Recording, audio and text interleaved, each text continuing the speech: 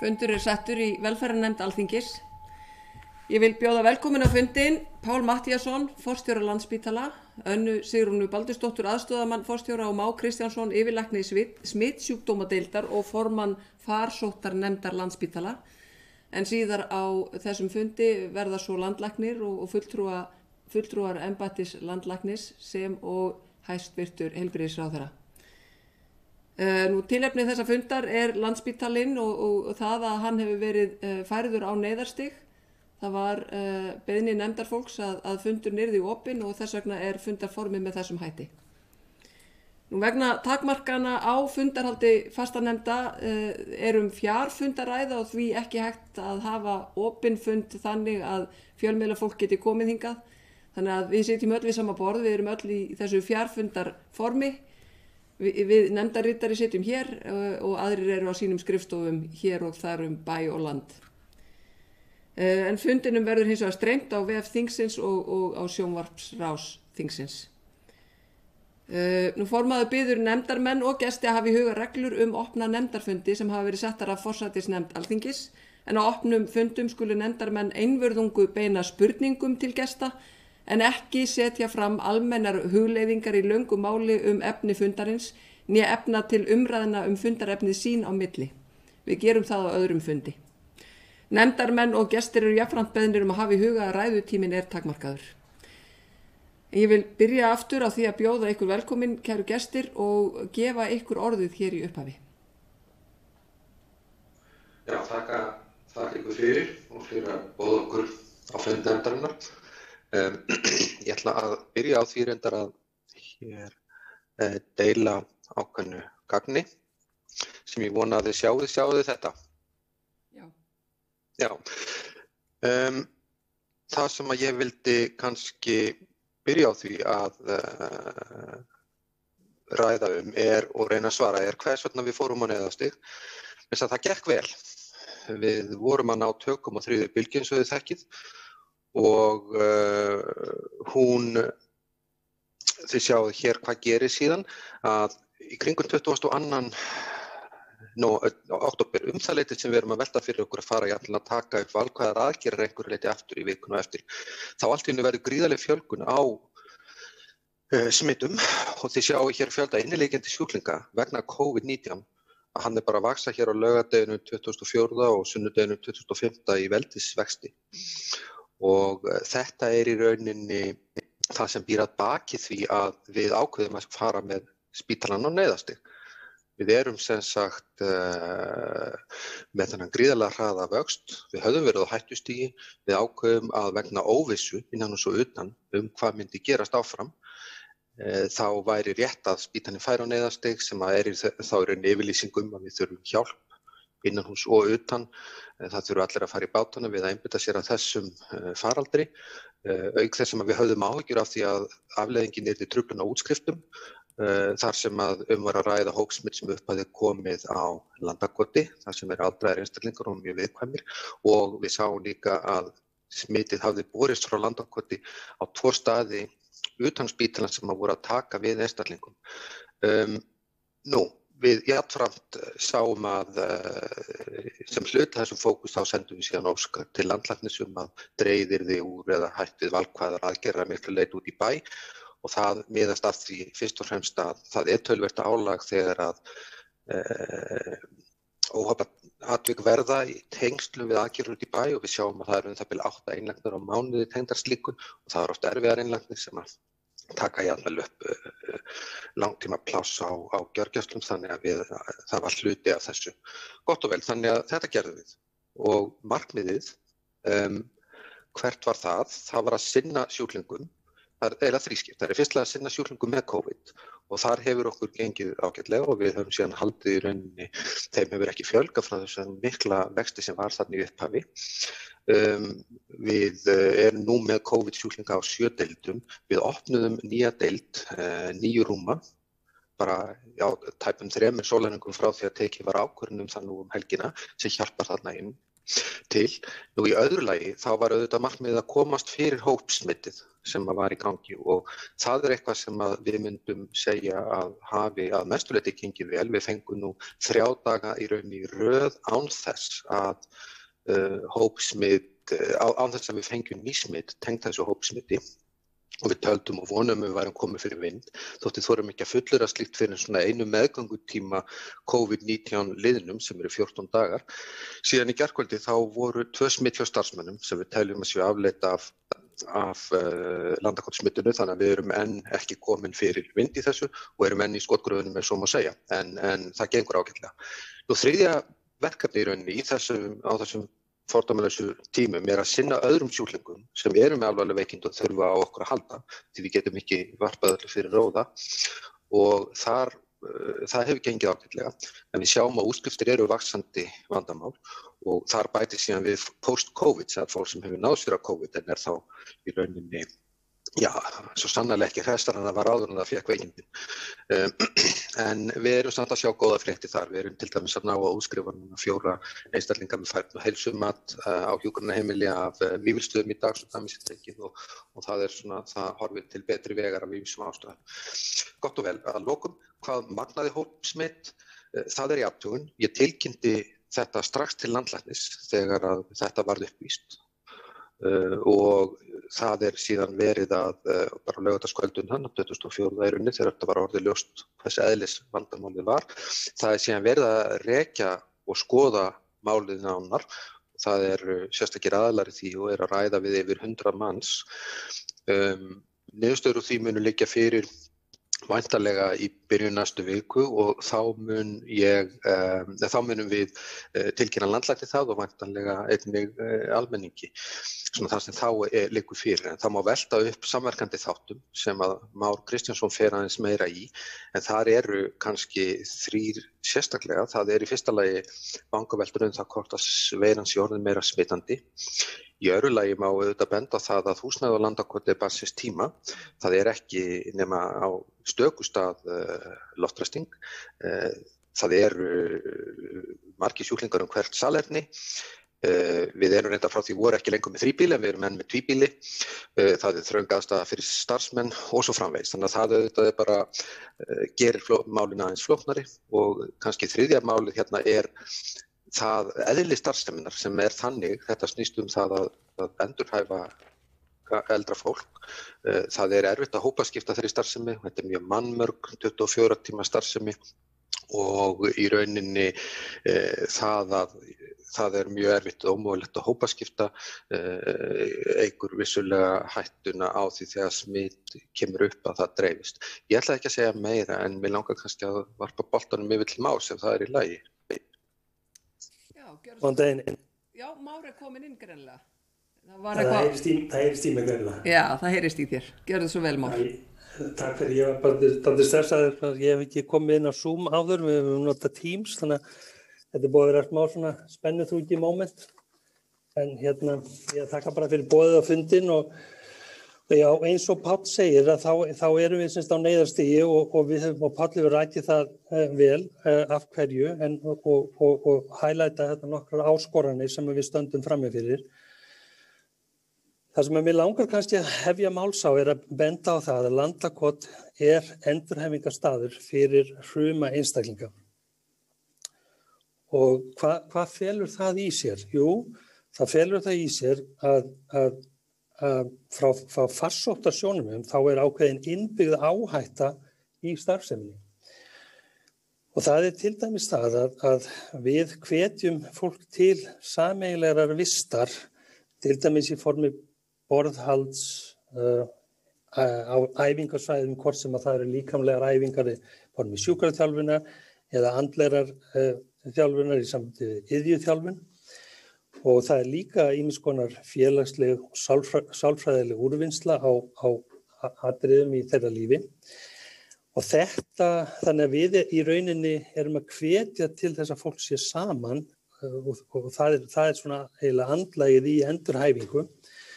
Og þetta felur í sér að mjög margar starfsstéttir þurfa að fara á milli einstaklinga. Það leggur auðvitað ríkar hvað á fólk varðandi Hreinlandi. Og á Landakoti eru 5 deildir og þær stærstu eru alltaf 14 rúma einingar og eins og komið fram að þá voru þarna áður 3 býli en eru núna 1 býli og 2 býli. Nú, sko það má segja það að umönnunar aðilar eru fastir á deildinu, það er að segja þeir flakka ekki á milli deildar en það eru aðrar stéttir sem að flakka á milli. Það er eins og sjúkraþjálfarar, iðjuþjálfarar, félagsfræðingar, sálfræðingar, læknar, fleiri. Þannig að mesta áskorunin okkar frá farsóttarsjónarmiði varðandi þessa einingu og aðra starfsemi spítalans það að á hverjum degi, 3 sinnum á dag, þá koma allir starfsmennirnir inn á spítalan og þið getið bara séð það í hendi ykkar að þetta eru kannski sko, á 800.000 komur starfsmanna inn á spítalan og í hvert sinn þetta ekki einn starfsmaður sem að koma, heldur þetta sko 10 starfsmanna, þannig að þetta eru mjög margir atburðir á hverju ári. Og gleymum því ekki sem sagt tilgangi starfseminnar sem endurhæfing, þetta mannfrekt starf, þetta eru hrumir einstaklingar sem að ennþá eru sko auka endurhæfingar, þá eru þeir að sækja rannsóknir og meðferð bæði á Hringbraut og í Fossvogi. Þannig að þetta er mjög mikið flækjustig á þessum einstaklingum. Og það var minnst á það húsnæðið á Landakoti að það er sem sagt áskorun og ef það er áskorun í daglegu lífi þá það sérstök áskorun á farsóttartímum. Margt hefur verið lagað undanförnu en það er ennþá mjög langt í land. Og hér áskorunin vegna þess að við erum ennþá með fjölbýli og við erum með allt og fá salerni per vistmenn. Það eru eins og hefur verið getið áskorunni bæði varðandi loftgæði og loftflæði sem verður svo mikilvægt einmitt á svona farsóttartímum. Þannig að það er bara, þetta er gríðarlega erfitt mál hvað húsnæðið varðar. Síðan það þannig að það bara þannig að sko á undanförnum, vikum, mánuðum, þá hefur verið aukning á smitum í samfélaginu. Og það eru ákveðnar grunnsendur það að þeir stofnar veiru sem að taka yfir séu, þeir eru náttúrulega í eðlisinu meira smitandi ef þeir eru að taka yfir, þeir ryðja öðrum stofnum frá og þetta sjáum við mjög glögglega til dæmis í Englandi, þar sem að franskur stofn núna orðin nánast allráðandi þar og þetta sama stofnin og við erum að sjá hér. En við höfum ekki erfðafræðilegar fullvissum það hann sem meira smitandi eða meira transmissible en hann sannarlega hann að ryðja öðrum stofnum úr vegi. Enda það þannig að við erum að sko sjá mjög víða smit í samfélaginu í öllum aldurshópum allstaðar í starfseminni og ég minni bara hér á, við erum til dæmis að glíma við sko atburði sem algjörlega óháðir Landakoti eða Landakotstæðinu, það til dæmis smit í Foldabæ, það smit í Hvassaleiti, það smit í Mörkinni, það eru smit á Eyjafjarðarsvæðinu, þannig að við erum í rauninni að glíma við gríðarlega útbreiddan atburð og þannig að sko, og eins og ég lagði upp hérna í byrjun að með við sko, alla þessa atburði sem að felast í komum starfsmanna hverjum einasta degi inn á Landakot eða aðra staði spítalans að þá mikil áskorun að standa vörð það að smit berist ekki inn til okkar sem sagt viðkvæmu skjólstæðinga. Það sem sagt, mér langar að ljúka máli mínu á því að segja að það ekki hægt að koma í veg fyrir faraldur, ekki frekar heldur en það að við getum komið í veg fyrir bílslys til að mynda. En það okkar hlutverk að draga úr tíðni faraldra eða uppákoma eins og við best getum og ef að þeir koma þá verðum við að draga úr skaða þeirra í okkar nærumhverfi. Takk fyrir kjalla. Takk kærlega fyrir þetta. Anna Sigrún Baldursdóttir, aðstoðarmaður forstjóra, gjörðu svo vel. Já, takk fyrir. Ég hef engu við að bæta. Þá eru það spurningar nefndarfólks. Ég vil ítreka það að hafa spurningarnar knappar og skilmerkilegar. Við munum taka 2 nefndarmenn í einu og gefa ykkur tækifæri til þess að svara strax spurningum. Við söfnuðum ekki saman öllum eins og venjulega til þess að þetta sé áheyrilegra fyrir þá sem að heima sitja. Fyrst til að spyrja Hanna Katrín Friðriksson, þingmaður Viðreisnar. Gjörðu svo vel. Já, sælveriði og takk kærlega fyrir þessa yfirferð og almennt fyrir hversu öflug þið hafi verið í upplýsingagjöf til hinna ýmsu aðila út í samfélaginu. Ég er með nokkrar spurningar, ég ætla að reyna að halda mig bara við þær þó ég hefði vissulega viljað hafa lengra aðdraganda og meira spjall. Mér langar til þess að forvitnast það í ljósi akkurat þessa neyðarstigs hver staðan, hver viðbúið að þetta ástand vari núna í þessari bylgju. Hafið þið svona náð einhvern veginn að meta það og þá í því ljósi, hvernig upplifið þið í stjórn spítalans álag á starfsfólki við þessar aðstæður? Hversu lengi hægt að halda svona áfram af þessum þunga? Því tengt langar mig að spyrja bjargir spítalans sem ekki hafa verið fullnýttar með tilliti til álags á starfsfólk og svo þjónustu við sjúklinga og þá jafnvel frekar þá sem ekki eru COVID smitaðir eða veikir vegna COVID. Og ég nefnir sem dæmi fyrri fund okkar fyrir ekki svo löngu útskriftarvanda spítalans og fór fjölmörgu aðra sem þar hafa búist til aðstoða. Hefur eitthvað þróast áfram í því málum, það að segja losa rúm fyrir aðra á þann hátt. Og síðan varðandi biðlistana og þessa frestun á valkvæðum aðgerðum, Páll, þú fórst yfir það, af hverju það og höfum við fulla skilning á því að það er auka álag sem að spítalinn þarf að vera lausi á þessum tímum, en það að samaskapi ljóst að staðan var vond fyrir, varðandi biðlista með ýmsar aðgerðir og því tengt sem ég er að spyrja hversu lengi þið haldið að þetta ástand vari. Og mér langar til, ef þið hafið, þá óska ég eftir frekari tölfræðilegum upplýsingum, annars vegar líkur á þessum inngripum, eru það jafn mikla líkur öllum tegundum aðgerða og hvaða aðgerðir eru þetta sem verið að fresta, ekki bara á spítalanum heldur land allt vegna stöðunar. Við tölum mikið augnsteina og liðskipta aðgerðir, en það eru væntanlega aðrar aðgerðir líka og mér þætti mjög gott og mikilvægt að hafa nánar upplýsingar yfir þetta og ég veit að þetta landlæknir líka sem hefur þess að fá þessu spurningu eftir hjá mig frá mér en svona kannski af ykkar hálfu hversu mikla líkur eru á þessum inngripum og eru það sömu líkur á þetta við allar tegundir af þessum valkvæðu aðgerðum sem þið þurfið á því að halda sér sett og hold land allt. Svo þakka ég ykkur bara kærlega enn og aftur fyrir það hversu vel þetta hefur allt gengið hjá spítalanum. Takk fyrir. Takk fyrir. Guðmundur Ingi, gjörðu svo vel. Já, takk fyrir þessar upplýsingar. Mér langar að spyrja í sambandi við hjúkrunarfræðinga og starfsfólk. Nú virðist það vera aðal flöskuhálsinn að vanta hjúkrunarfræðinga og starfsfólk. Hversu margir hafa skilað sig inn á þeim hjúkrunarfræðingum sem við vitum að er núti sem starfa ekki við? Og hversu alvarlega er staðan á því að vöntun á starfsfólki? Síðan hissum við að spyrja að það þeir hjúkrunarfræðingar og starfsfólksspítala sem hafa þegar smittast af COVID, þurfa þeir að fara í gegnum, þegar þeir eru að vinna í gegnum alla, við erum með sóttvarnagjald og allt saman,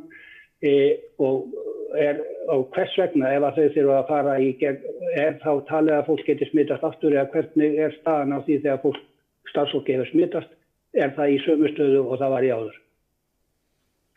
Takk fyrir. Ég ætla að hleypa einum í viðbót að Anna Kolbrún, gjörðu svo vel.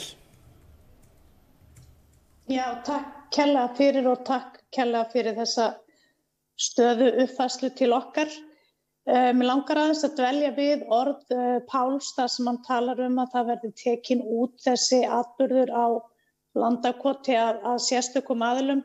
Langaði svolítið að heyra hvaða aðilar það eru, hvort það eru aðilar á vegum landlæknisembættisins eða hverjir. Ég geri mig grein fyrir að starfsfólk þar hefur lyft grettistaki og hreinlega gert kraftaverk. En mér langaði líka aðeins að á svipuðum stað eins og Hanna Katrín eru margir sem að bíða núna útskriftar af Landspítala og hvort að það sé ekki örugglega ennþá viðræður við aðila sem hafa boðið fram aðstoð sína. Og mér langaði líka í síðasta lagi að spyrja í sambandi við Reykjalund og aðrar stofnanir sem hafa þurft að gera hlé á sinni starfsemi vegna þess sem að núna í gangi á Landspítala, hvort að það sé búið að búa til einhverja sviðsmyndir með framhaldi. Takk fyrir. Takk fyrir kærlega. Það má bara byrja að svara þessum fyrstu 3 nefndarmönnum. Gjörðu þið svo vel. Já, ég skal byrja og svo tekum Már kannski á annars við, varandi Hanna Katrínu og spurningum hversu lengi megi búast við ástandi vari. Þá eins og ég sagði áðan það við mælum þetta í rauninni þegar við settum neyðastig á, þá gerðum við ráð fyrir 14 daga og síðan í staðan endurmyndin. Ef þú hefði spurt mig fyrir sólarhring síðan þá hefði ég nú sagt að það stendur nú allt í að við tækjum neyðastigið af 14 dögum liðnum sem sagt helgina, sunnudag, en ég er ekki eins viss núna, við þurfum aðeins að sjá þegar þessi 2 nýju smittur komin upp hvað áhrif það hefur.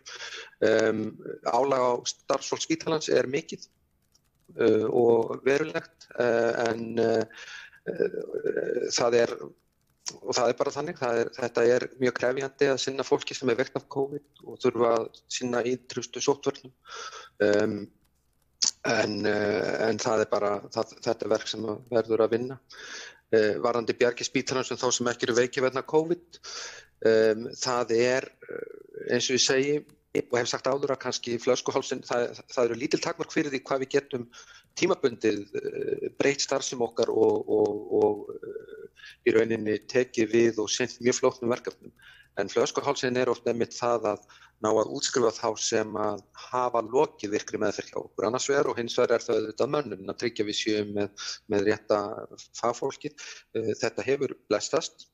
Og eins og ég sagði áðan þá sýnist mér það er aðeins að komast hreyfing á þetta sem við kallum non-COVID flæði sjúklinga út af spítalanum og síðan vonum við að það verði líka batnavarðandi sem sagt einstaklinga sem að eru að ná sér á COVID en það skýrist betur á næstu 1 til 2 dögum. Nú varðandi biðlista og frestun á aðgerðum, ég er sammála því, staðan var erfið fyrir á ýmsum sviðum. Við vonum að það ástand vari ekki lengi. Ég held líka að sú spurning sem kom frá Hönnu Katrínu og fleiru reyndar mismunandi tegundir aðgerða, ég held að það sé alveg rétt. Það sem við sjáum þegar við skoðum heilt yfir, þá í fyrsta lagi er erfitt að fá ákveðnar upplýsingar og kannski landlæknir geti útskýrt betur í hverju svo vandi er fólkin því að það er landlæknir sem safnar í saman.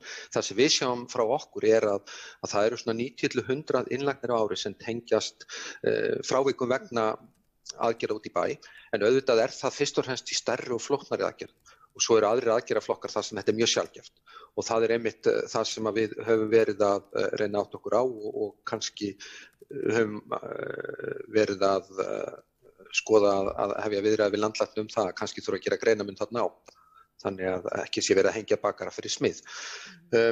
Nú, varðandi spurninga Guðmundar Inga,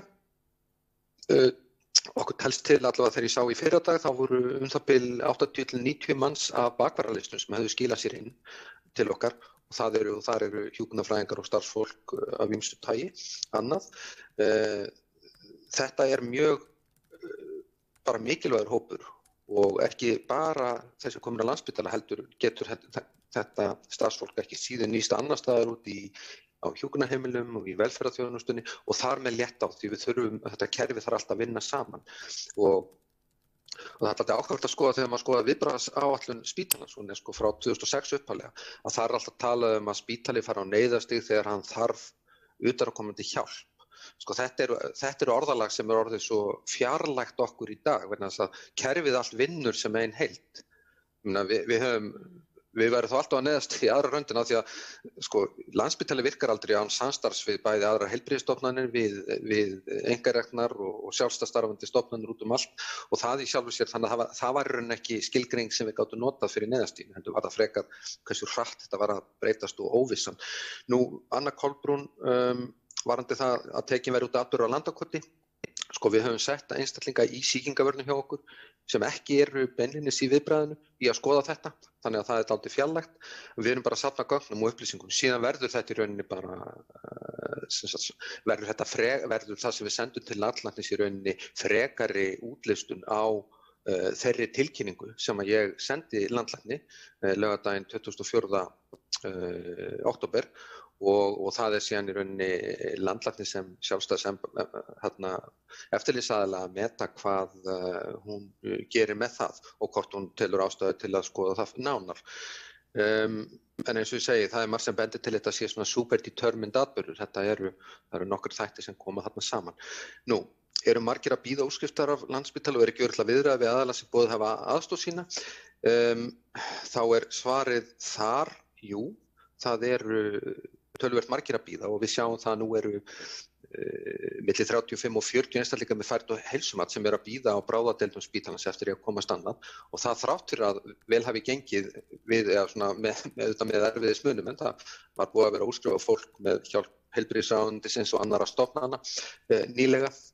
Eitthvað því reynda gekk tilbaka vegna sýkinga á Reykjalundi og Sólvöllum og hvernig gengum með þær stofnanir að þá ástandið ennþá þannig á Reykjalundi að mér skilst að það séu mjög fáir sjúklingar þar og lítil starfsemi núna akkúrat en það hefur bara verið heilmikið átak að taka á því máli.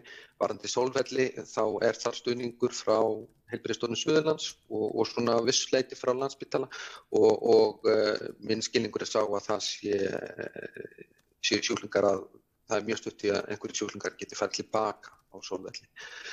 Nú, ég ætla að varpa yfir til Más að öðru leyti og það kannski ekki síst þetta sem að ég hef ekkert farið í að svara, það varðandi fólk sem hefur smitast og spurninga Önnu Kolbrúnar og Guðmundar Inga og hvað þurfi til að hvort að það fólk nýtist ekki betur. Takk fyrir, gjör svo vel Már. Það fólk, já.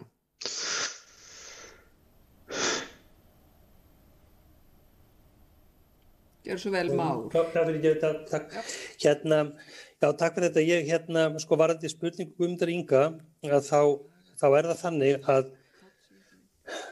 það þurfa í rauninni allir að galla sig upp. Ekki kannski beinlínis svona út frá teóríunni vegna þess að við teljum ekki að fólki fái veiruna aftur. Ég minni bara á það að í orðræðunni að þá hafi verið lýst held ég 4 tilfellum í heiminum og ef við tökum bara það að eins og ef hann forstjóri Alþjóðaheilbrigðismálastofnunar sem að spáir því að það séu 10% jarðarbúa búin að fá þetta að þá sjáum við það það afar sjaldgæfur atburður að fólk fái þetta aftur. Við höfum ekki getað sýnt fram á það hjá neinum á Íslandi.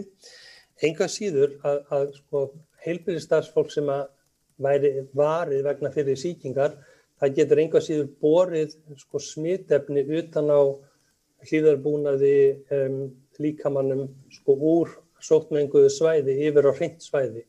Þess vegna gilda alveg sömu reglur þessa einstaklinga.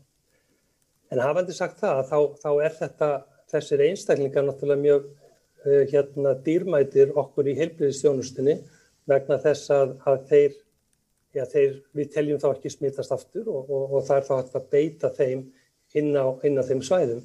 Hins vegar það dálítið viðkvæmt mál vegna þess að margir sem hafa lent í sýkingunni að glíma við vandamál á borð við kvíða og kannski svona stress, áfallastreitu vegna þess að hafa lent í þessu. Þetta í rauninni þegar fólk lendir í þessu þá þetta ekki góð upplifun fyrir marga. Þannig að við hefum ekki litið svo að við getum ráðstafa fólki bara á grundvelli þess að það hafi fengið sýkingu en það eins og að vel þegir vinnu fram á þess. Takk fyrir þetta. Ég held að Páll hafi svarað öllu öðru. Já. Takk fyrir þetta. Ég bæta aðeins við. Gjörðu svo vel. Ég ætla aðeins bara að því það vegna spurningar Hönnu Katrínar þá sem að bíða hjá okkur. Bara til upplýsingar þá eru núna 82 einstaklingar á Landspítala með færni og heilsumat pluss þá sem að bíða það eftir mögulega endurhæfingu eða þess aftar. En þar af eru 38 utan biðdeilda. Við erum með nokkra biðdeildir meðal annars á Vífilsstöðum og þannig að við erum yfirleitt að horfa á þessar sem eru utan biðdeilda sem eru kannski helsta flækjustigið í flæðinu. Ekki þeir einstaklingar auðvitað heldur svo staða, en það er bara svo það sé nú alveg öruggt að fólk skilji það. En auðvitað engar síður Vífilsstaðir eru hluti af flæðan okkar en þegar við erum að tala vandamáli þá það, eða áskorunar, þá það sérstaklega inn á inn á bráðadeildunum þar sem við þyrftum að sjá öruggara flæði út af þeim og þó sérstaklega fyrir það einstaklingar sem þar eru undir. Þetta eru ekki góðir staðir fyrir það. Akkurat, takk fyrir þetta. Takk kærlega fyrir þetta. Þá er það Vilhjálmur Árnason fyrstur í næsta holli og ég ítreka stuttar spurningar og stutt svör svo við höldum tímaramma. Gjörðu svo vel Vilhjálmur. Já, komið sæl og takk fyrir að koma hérna og veita okkur góð og skýr svör og fyrir ykkar störf hingað til. Það sem ég langaði að spyrja, það er út í einmitt þetta flæði og hvernig er eitthvað sem hefðin geta verið búin að undirbúa betur og að því að nú lítur út fyrir það að faraldurinn sé ekki að ljúka strax en að við getum fengið þetta fljótlega upp aftur svipað ástand. Er þá kannski rétt að nýta frekari resursa utan spítalans, annarkvort þá aðra starfsemi með starfsfólki eða jafnvel bara húsnæði eins og þau lýsi húsnæðin á Lambakoti. Þannig að er það í undirbúningi að reyna að draga það úr umsvifum spítalans svo hann sé betur viðbúins að takast á við þetta sem er. Var hluti af því að setja á neyðarstig og stoppa valaðgerðirnar? Var það einungis til þess að auka ekki álega spítalan eða var það líka til þess að geta haft aðgengi að starfsfólki frá stofnunum og einkarekstri utan spítalans? Og hafið þið verið að fá mikið af starfsfólki inn á spítalan frá öðrum stofnunum og úr einkageiranum? Og eru þið eitthvað farin að sjá þá hvaða einhverja afleiðingar farin að hafa af neyðarstiginu fyrir aðra sjúklinga heldur en COVID-sjúklinga sem að þið sjáið einhverjar svona þannig að þetta hafi komið sér, þetta kemur svona alltaf illa en einhverjar svona sjúkdómslegar eða líkamlegar afleiðingar fyrir það að þurfa að fara á neyðarstig og fresta aðgerðum og öðru slíku. Takk fyrir kærlega. Sara Elísa Þórðardóttir, gjörðu svo vel.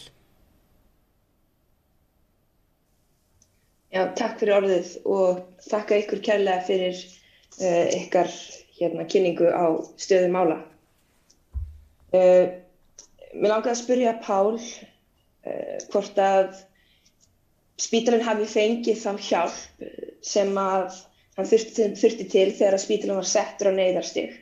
Hann reyndi að koma inn á það að þetta er eitt batteri sem vinnur saman en mér langaði að vita hvort að hann upplifði að það hefði verið mjög gagnlegt að setja neyðarstig og fá þessa hjálp.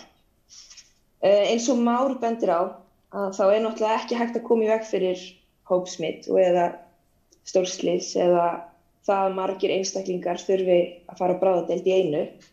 En aftur á móti er hægt að vera undirbúin undir það og mér langaði að spyrja bara alla hvort að hver þeir telja ástand sé vegna þess að í hluta úttekt landlæknisembættisins í fyrra, löngu áður en að COVID ríður hérna yfir, að þá kemur fram að vandamál spítalans séu undirmönnun og fráflæðisvandi og ekki hægt að útskrifa sjúklinga og koma með hjúkrunarheimili. Mér langaði að hafa stjórnvöld ekki hlustað á þessi aðvörunarorð upp á það að spítalinn gæti verið undirbúin undir eitthvað sem er svona óumflýjanlegt eins og núverandi staða raunverulega er, hvort sem umræða COVID eða ekki.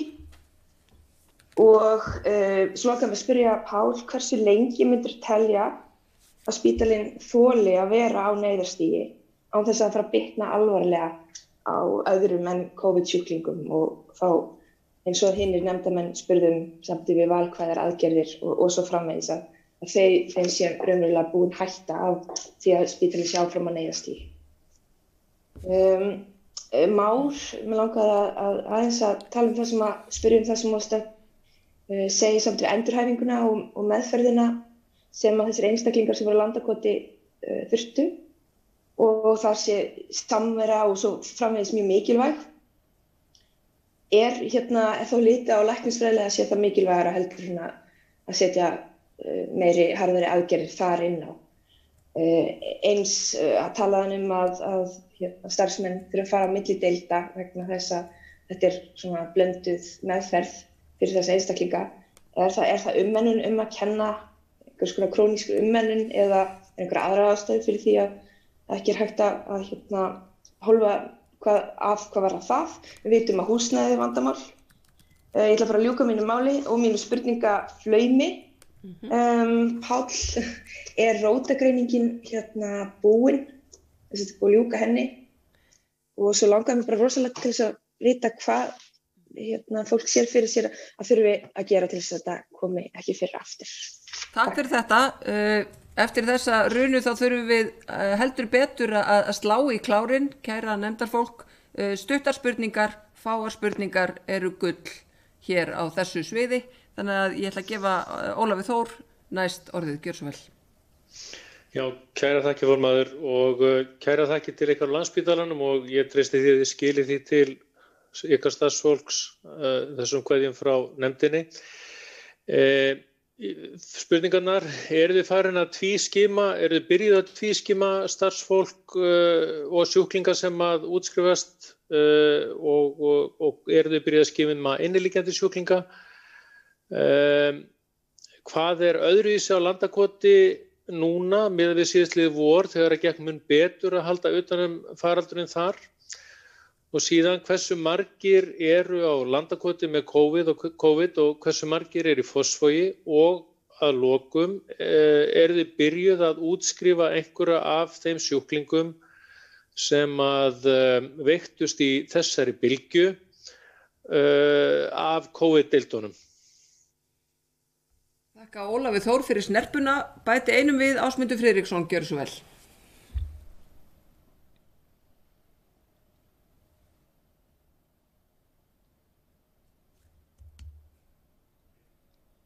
Ásmundur Friðriksson. Já, fyrirgefðu, ég var bara horfði lengi að kveikja á perunni Já, takk fyrir þetta. Það er nú auðvitað mjög margt að því kom fram sem ég ætla að spyrja og ég vil nú bara auðvitað nota tækifærið að þakka ykkur á Landspítalanum og forystu í heilbrigðiskerfinu fyrir frábær störf. Ég ætla bara að spyrja ykkur bara svona nokkuð beint. Hvernig ætlið að leysa fráflæðisvanda LHS til frambúðar? Er verið að skoða tilboð frá Heilsuvernd og Sóltúni vegna þeirra lausnar. Ég langar að spyrja hvort að samkomulag sérstaka COVID-deild sem úrræði hjá Eir búið undirrita samning við það. Mér langar að spyrja betur þess að bakvarðasveit sem við höfum treyst og tölum mikið á hvort að það sé eitthvað minna að fólk skrái sig í bakvarðasveitina og af hverju það þá ef það rétt. Svo langar mig bara í ljósi þess að hér allir að tala mikið álag á heilbrigðiskerfið.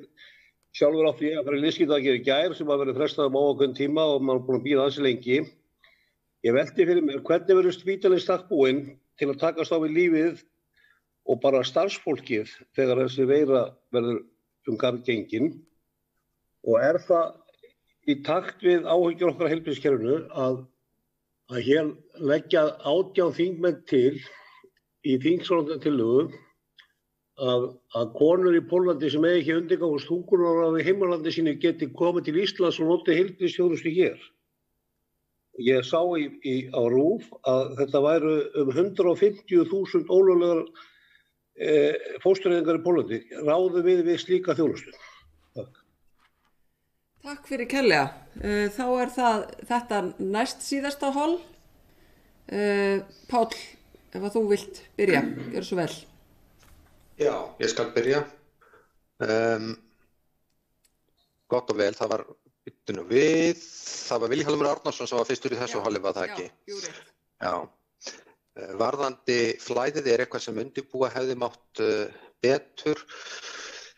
Já, sko, það var mikil flæðiskrísa á spítalanum í kringum síðustu áramót.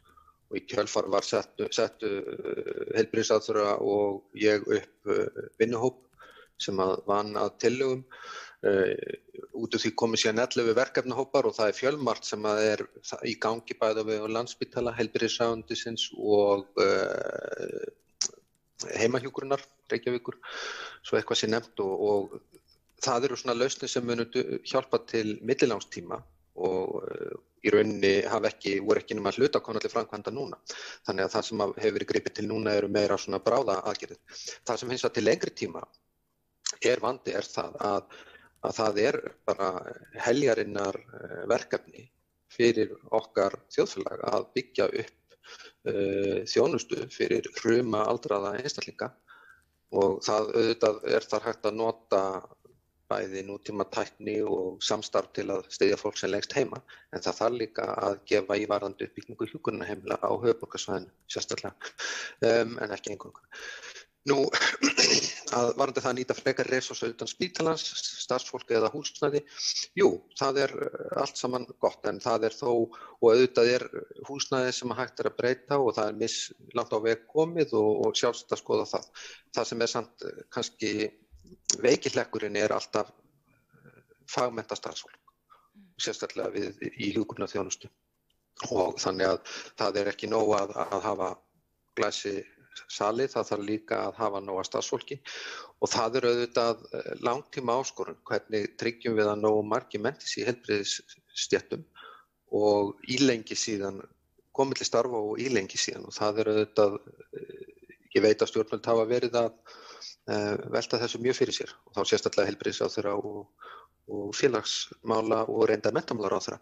Nú, að draga úr valagjörðum var það ekki, það alveg rétt. Aðalástæðan var til að draga úr álagi á spítalann, en við sáum það í vor þegar að valagjörður utan spítala voru stöðvar að þá fengum við líka ákveð hóps starfsfólks. Við fengum starfsfólk. Það höfum við ekki séð í sama mæli núna, en það náttúrulega refurinn var ekki fyrst og fremst skorinn til þess og eina af ástæðum þess að við höfum ekki séð það núna að aðgerðir í staðdæfingu til dæmis hafa haldið áfram núna, þannig að þetta stopp á aðgerðum út í bæ ekki með sama hætti núna eins og var í vor. Nú, það spurt, en við höfum fengið einhverja starfsmenn. Nú, afleiðingar af neyðarsteini fyrir aðra sjúklinga,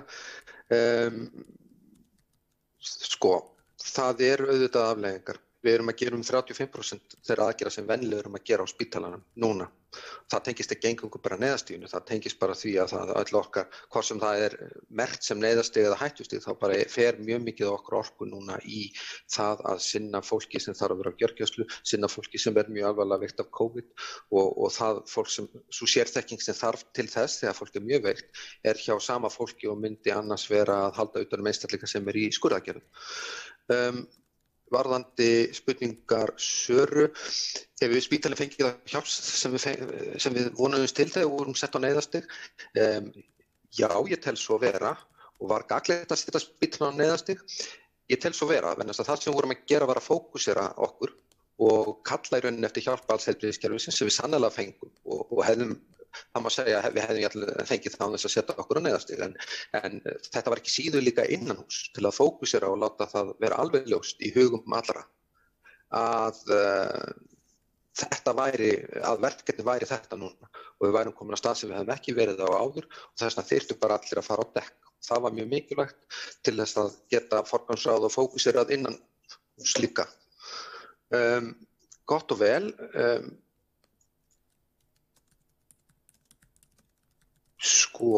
Ekki að það komi veg fyrir hósmynd hver ástæðan. Kemur fram að vandinn undirmunn og fjárframflæðisvandi hafa stjórnvöld ekki hlustað. Ég held að ég hef ekki upplifað annað en að stjórnvöld hlusti, en lausnirnar eru ekki einfaldar. Það margra ára plan í gangi það að bæta mjög aðbúnað og húsnæði spítalans. Það ekki ódýrt og það ekki einfalt, en það verkefni sem í gangi og á fullu. Hins vegar tel ég, og ég hef sagt áður og segi það hér, að ég tel að við þurfum að huga sérstaklega að því hvernig við ætlum að fjármagna stuðning við aldraða einstaklinga sem að þurfa hjúkrunarþjónustu. Það spurt rótagreining búin? Það engin rótagreining. Þetta ekki þannig. Rótagreining hugtak sem við notum, það tæklegt hugtak sem við notum til þess að skoða ákveðna tegund alvarlegra atvika. Það sem einn einstaklingur verður fyrir alvarlegum atviki eða deyr og það farið í það með ákveðin aðferðafræði sem þróuð upp í Englandi. Það ekki það sem við erum að hugsa hér. Þannig að heldur þetta athugun sem við erum með, það sem við munum velta við hverjum steini, en á sama hátt og í einhverju skilningi með að segja hamar sé öflugra tæki en skrújárn, þá samt skrújárn betra tæki til að losa skrúfu heldur en hamar, og á sama hátt í þessu tilfelli á rótagreining ekki við til að skoða hvernig svona hópsmitt verður til, en þetta mjög ítarlega athugun þar sem engu öllu við velt. Gott og vel, já, síðan einhver spurningar til Más varðandi Ólaf Þór. Ég held að allar hans spurningar sé eitthvað sem ég heldur þetta að Már ætti frekar að svara ef við komum að Ásmundi. Hvernig ætlum við að leysa fráflæðisvanda til framtíðar? Já, það svona með þeim breiðu strókum sem ég hef sagt, sem ég held bara ef við lítum á reynslu okkar nágrannalanda þar sem aldurssamsetningin orðin önnur þegar og þjóðirnar orðnar eldri, þá einhvern veginn augljóst að þetta mikil áskorun. Hvernig ætlum við að í rauninni að forgangsraða fjármagni inn í það að byggja upp þessa þjónustu við okkar elstu borgara? Verið að skoða tilboð heilsuverndar og Sóltúns. Ég hef fengið fjölda hugmynda og ég hef alltaf vísað þeim á heilbrigðisráðuneyti þar sem að það eiga heima og væntanlega síðan felur heilbrigðisráðuneytið sjúkratryggingum að skoða þau máli ef ástæða til. Þannig ég verð að vísa þeirri spurningu þangað. Varðandi samkomulag við Eir búið að undirrita spurt. Ekki það ég veit, en mér skilst að það sé bara það verkefni sé í gangi og hefur kannski tekið lengri tíma en við höfum vonað, en ég get ekki svara nánar það. Bakvarðasveit minnum að fólk skrái sig í þá sveit. Já, ég held að það sé aðeins minnum það heldur en í vor, og af hverju? Ég held að það sé megi velta fyrir sér ýmsum ástæðum þess, en sóttvarnaþreyta ábyggilega ein af þeim og svona von fólks að þetta ástand standi ekki of lengi. Varðandi, ekki leitt að heyra að þín liðskiptaaðgerð hafi frestast. Ég veit hversu vont þetta að þarna þurfa að bíða með lélega liði.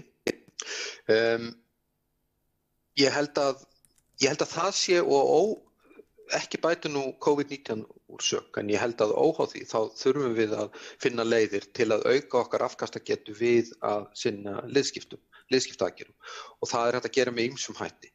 Það hægt að gera, og ég veit að það verið að þróa liðskiptasetur upp á Akranesi sem að myndi geta verið aðskilið frá þessu bráðaflæði sem alltaf verið í gangi. Ég held að þar gætu síðan ekspertar annar staðar frá, meðal annars frá Landspítala komið og skorið. Ég held að það verið gagnlegt.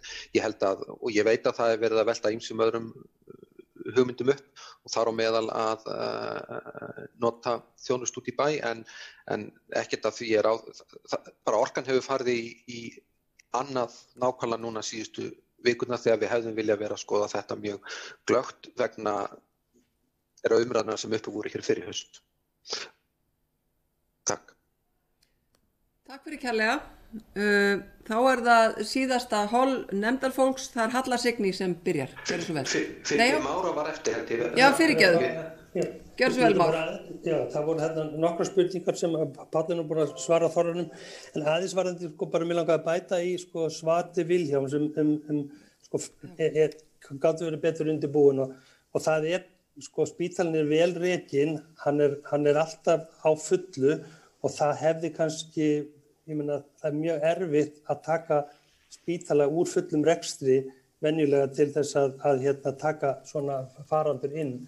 Þannig að það vansi hvernig það getur verið betur undirbúin heldur en raun ber vitni. Í varðandi spurningu Söru það hvort það sé læknisfræðilega mikilvægt varðandi endurhæfingu.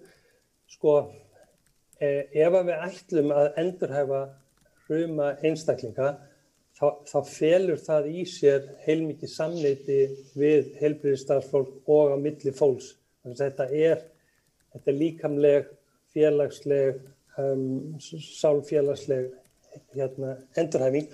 Þannig að það gengur svolítið, það takast á tvö sjónarmið. Þannig að ef við látum fólk bara vera eitt út í horni, þá kannski færi það ekki sýkinguna, en þá nær það heldur einhverjum árangri í sinni endurhæfingu. Þannig ég held að það gangi ekki upp. Það var líka spurningar frá honum Ólafi varðandi tvískimun starfsfólks og sjúklinga. Við erum að gera því og beita því á hluta starfsfólks og hluta sjúklinga. Við skimum valda einstaklinga, valdadeildir, til dæmis eins og Vífilsstaði og öldrunardeildir. Þegar við erum að senda fólk frá okkur til öldrunarstofnana, þá erum við að skima fólk þannig að draga úr líkum á því að fólk beri með sér smit frá spítalanum, en það er orðin krafa svolítið frá öðrum stofnunum, það er að segja við höfum mist kredibilitet gagnvart stofnunum í ljósi faraldursins á spítalanum, þannig að það hefur breyst þannig. En sko, skimanir fólks eru mikið álitamál og við höfum lagt ofur áherslu á einstaklingsbundnar varnir, réttanotkun, hlífðarbúnaðar og svo framvegis. Varðandi hvað margir á Landakoti og í Fossvogi, það eru í heildina held ég 60 með virkt smit inn á spítalanum og það fellur nánast jafnt, Ólafur, sko, í Fossvogurinn versus Landakoti. Ég kann ekki tölunar alveg upp á hár, en það er mjög nærri að vera 50-50. Við höfum útskrifað fólk af COVID-deild, eins og ljóst er að það hafa sumir látist því miður, en aðrir hafa verið útskrifaðir annarkvæmt aðra stofnanir eða heim. Mér langar aðeins að taka upp hérna, sko, það var spurning bæði frá Söru og Ásmundi varðandi hvernig verðum við í stakk búin þegar veiran er farin. Sko, mér langar að nota tækifæri hér og segja það að ef að bóluefni kemur, þá kannski verður það virkt og farið að hafa tilættu áhrif, svona lýðheilsufræðilega áhrif, kannski mitt næsta ár, kannski seinni part af næsta ári. Ég held eins og að raunveruleikinn er sá að eftir þessa bylgju, þá verður kannski 5% íslensku þjóðarinnar varin, og það er rúmlega áætlað, það er kannski 5% íslensku þjóðarinnar varin fyrir veirunni, þannig að við höfum þá 95% fólksins sem er óvarið, þannig að við erum í basically alveg sömu stöðu, þannig að annarkvæmt þarf að hafa mjög harðar aðgerðir í samfélaginu til langstíma eða þá að við bara sættum okkur við það að við verðum í þessari stöðu þar til að lýðheilsufræðilegu markmiði með bólusetningum eða öðru verður náð og veiran er hægt að hrella okkur. Það gæti tekið 1 ár, 2 ár, við veit það. Já, takk fyrir þetta Már. Þá er það Halla Signý, gjörðu svo vel. Já, komið sæl og takk fyrir þessa yfirferð og þið hafið staðið ykkur virkilega vel og sem sómi er að. Það er búið að koma inn á margt, mér langar til þess að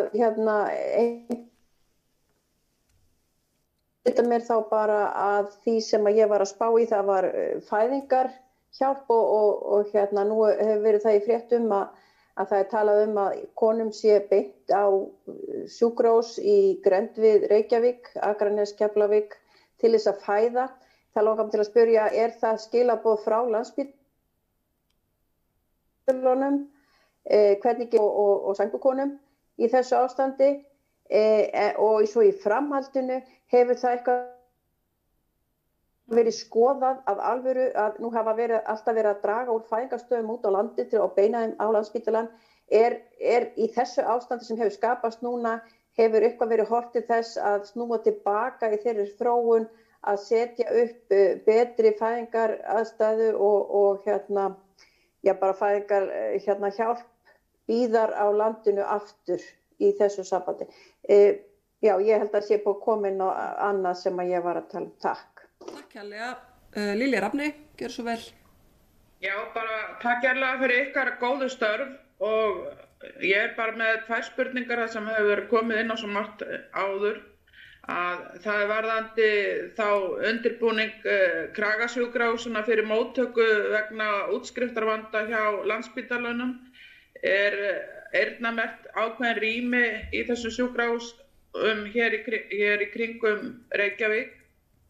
Og annað varðandi heimsóknartíma á Landspítalann og aðgang þá aðstandanda sjúklinga inn á Landspítalann við þessar aðstæður þegar Landspítalann er á neyðarstigi og hræðsla við að smit berist til viðkvæmra hópa.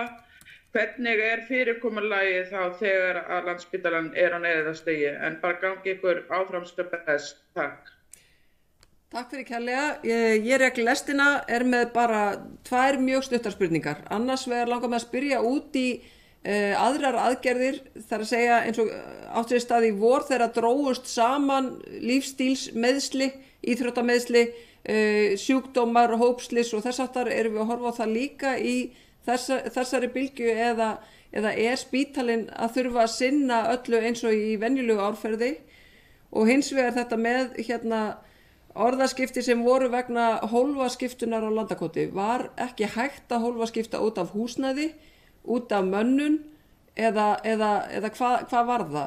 Er hægt að fjölga starfsfólki, er það fjármagn eða hvað veldur? Nú megið þið bara byrja að svara. Gjörðu svo vel, Páll, ef þú byrjar. Já, ég skal byrja hérna. Gott og vel. Það er þá Halla Signý fyrst fæðingarhjálp. Ég kannast ekki við þau skilaboð að fólki sé beint sérstaklega á önnur sjúkrahús í tengslu við þetta, nei.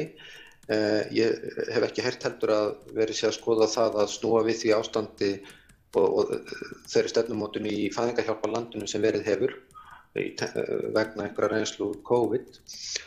Varðandi undirbúning Kragasjúkrahúsa vegna móttökusjúklinga af Landspítala. Ég nota nú ekki mér leiðist orðið Kragasjúkrahúsa í nágrenni höfuðborgarsvæðisins. Þau hafa sem sagt, og eru alltaf að taka alltaf við sínum eftir bestu getu sjúklingum í sinni heimabyggð þegar hægt er og öðrum þegar að virkilega skóinn kreppir að. Og það hefur bara verið gert, það ekki sérstaklega eyrnamerkt en það hefur jafnvel frekar verið fólk að fara á þessi nákvæmlega sjúkrahús núna heldur en venjulega. Varðandi heimsóknartíma á Landspítala að í sjálfu sér þótt að spítalinn sé á neyðarstig þá hefur ekki heimsóknum, það hafa ekki breyst nema þá á Landakoti af skiljanlegum ástæðum. Að öðru leyti þá leggjum við mjög mikla áherslu á það og það höfum við lært frá því í vor að við leggjum miklu meiri áherslu á það við stjórnendur okkar deilda að tryggt sé að nánustu aðstandendur geti komið í heimsókn. Þess að það er mjög mikilvægt fyrir sjúklinga en það þarf að gæta bara allra sóttvarna eins og eðlilegt er. Já, það er rétt, við höfum ekki svarað þessari spurningu Ásmundar áðan varðandi Pólland. Getum við tekið við 150.000 konur sem þurfa að fara í ákveðna deildina? Svarið við því er nei, ekki að óbreyttu. En það er þarna það gefur augaleið. Við erum ekki með þannig bólmagn en ég vil nú kannski ekki tjá mig meira um þetta mál umfram það og ég hef ekki heyrt nein áform það að taka við slíkum hópi. Spurningar Helgu, það við sáum það í vor að lífstíls vandamál, sérstaklega slys og annað slíkt drógust mjög saman í þessari fyrstu bylgju faraldurs. Við höfum ekki séð sama samdrátt núna, en þó kannski núna síðustu 1-2 vikur þegar að tilmæli almannavarna hafa herst. En það er hluti af vandanum að þótt að það sé ekki jafn margir sjúklingar inni á gjörgæslu í þessari þriðju bylgju eins og voru í fyrstu bylgju, þá hefur gjörgæslan verið mjög annasöm. Ekki endilega vegna slysa en vegna veikinda af ýmsu tagi og það er bara það sem getur gerst. Varðandi hólfaskiptinguna og hvað býr að baki þar, af hverju getum við ekki hólfaskipt á Landakoti og það er auðvitað gerir húsnæði það erfiðara vissu leyti en það er síðan mönnun. Það er gríðarleg mönnun sem fer í það að manna sólarhringsdeildir af því tagi sem er á Landakoti og það þyrfti þá ekki að vera hægt að færa starfsfólk á milli að leysa af og aukavöktum og öðru slíku og þá þarf gríðarlega mönnun í það í hópi sem að er takmarkaður og síðan auðvitað eins og Már nefndi þá er eðli starfsefna þarna þessi eðlis það er töluvert af svona svokölluðum stoðstéttum eins og sjúkraþjálfarar, iðjuþjálfarar, aðrir slíkir aðilar sem eru að fara á milli og það væri ekki praktískt að skipta þeim algjörlega upp þannig að þeir væri bara fastir við einhver eina litla deild. Þannig að þetta í rauninni flækist við að því tagi að við töldum ekki að það væri raunhæft. Már, ég veit ekki, eða annar. Aðeins bara bæti ég það, bara tek alveg undir með þetta með hólfaskiptinguna, varðandi alltaf heimsóknir, að þá hafa þær verið skertar, það fer enginn í heimsóknir inn á COVID-deildirnar auðvitað og það er miklu meira álag á spítalanum í samanburði við þess að non-COVID álag samanburði við það sem gerist í vor og það hefur sérstaklega komið fram á gjörgæslunni. Þannig að til allra heilla þá hafa færri einstaklingar þurft gjörgæslumeðferðar við úr COVID-hópnum en þeir sem eru ekki með COVID, þeir hafa verið mjög duglegir að nýta sér þjónustu gjörgæsludeildar þannig að hún hefur verið við þann þol. Eða svona hún hefur verið með þessi erfið síðustu daga. En þetta gengur allt sem þrátt fyrir það vel. Takk fyrir kærlega, takk fyrir ykkar skýru svör. Já, gjör svo vel. Já, ég vildi bara bæta við ykkur til upplýsingar þegar bara að velta fyrir sér hvernig staðan væri svona í tölulegu samhengi, þá það þannig að í þessari bylgju sem þá þriðja bylgja COVID á Íslandi hafa 147 sjúklingar lagst inn á Landspítala, en í þeim fyrri þá var það, í þeim fyrsta voru það 105, þannig við komum talsvert umfram það og staðan auðvitað talsvert öðruvísi í samfélaginu núna en var þá. En við, og hvað var það samstarfssjúkrahúsinu, vildi ég bara ítreka að þau eru almennt ekki að taka fólk með færni og heilsumat, en þau taka svo sannarlega aðra sjúklinga sem tilheyra þeirra upptökusvæði og mjög gott samstarf.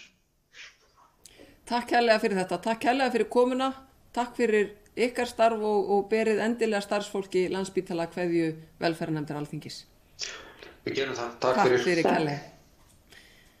Þá búið að senda fundarlink á næstu gesti sem eru landlæknir og starfsfólk landlæknis og nú bíðum við bara eftir að þau mæti á fund. En við erum áfram í útsendingu til þess að við förum nú ekki að segja einhverja vitleysu.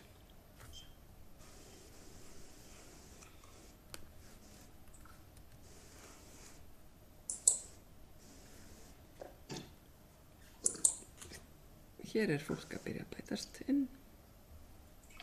Eða hvað? Já. Fund. Góðan dag, landlæknir. Góðan daginn, allir hefði gert í byttu, ég áttur að slappa okkur á netinu. Jæja. Hér Þórólfur kominn.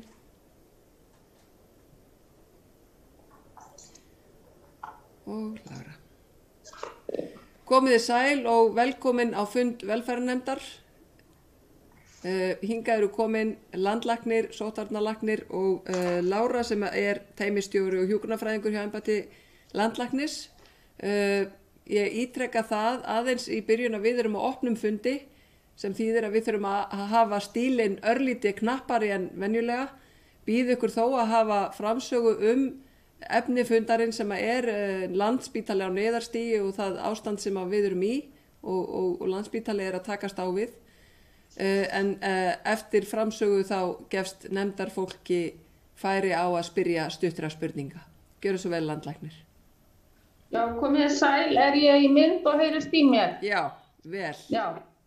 Jú, við ætlum að ræða Landspítala og hvers vegna hann á neyðarstigi og ég ætla nú að byrja á því að segja að vandi Landspítala á sér langa sögur til margra ára eða jafnvel áratuga og mjög margþættur og við hér hjá embættinu höfum eins og kunnugt skrifað það margar skýrslur og síðast núna minnisblað í janúar og þarna lítur vandinn að mönnun eins og kunnugt að húsnæðinu og ég ætla nú bara að nefna það hér að ég skrifaði mína fyrstu blaðagrein húsnæði Landspítalans árið 2007, þá verandi yfirlæknir og fannst þá staðan slæm þannig að það hefði svo sannarlega komið sér vel að meðferðarkjarninn hefði verið risin núna.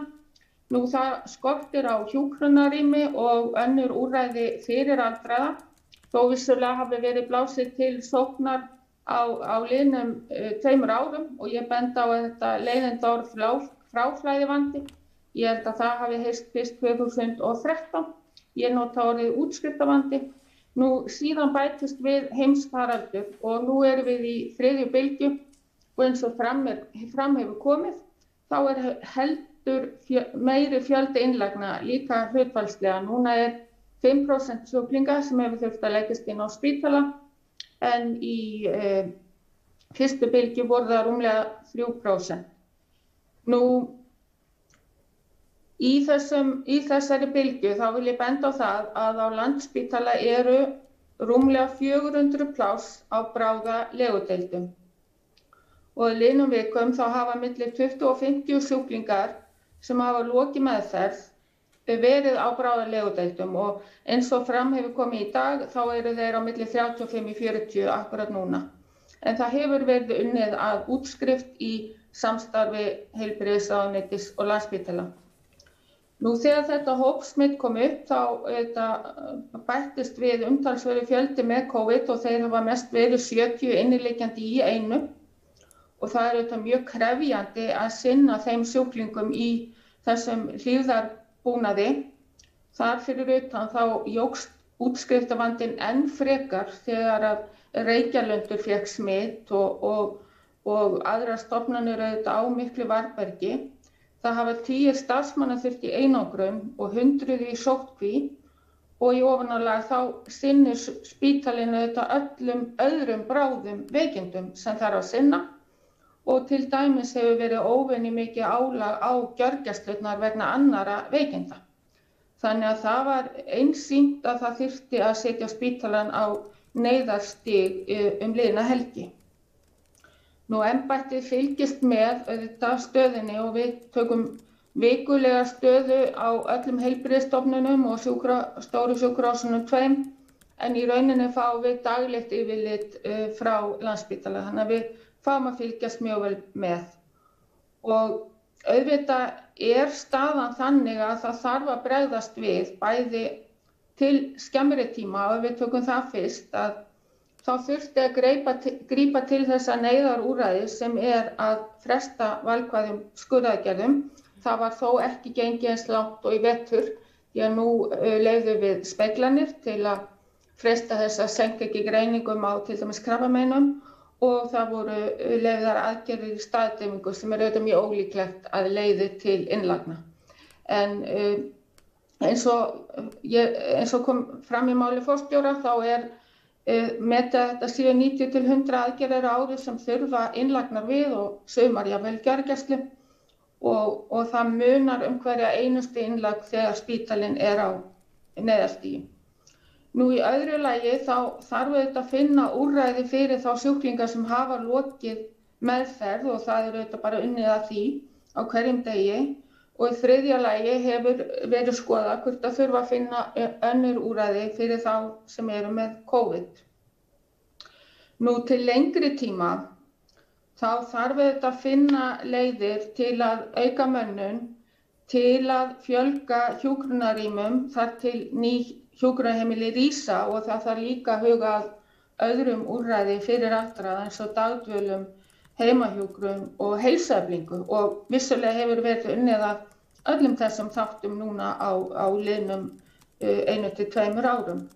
Og síðan þarf að efla afkastagetu hvað varðar skurðaðgerðir, hvort heldur innan eða utan opinbera kerfisins þannig að sjúklingar fái auðvitað þá þjónustu sem þeir þurfa og eiga rétt á en ég bendi á að hver einasta þjóð hefur þurft að draga úr valkvæðum skurðaðgerðum í þessum faraldri.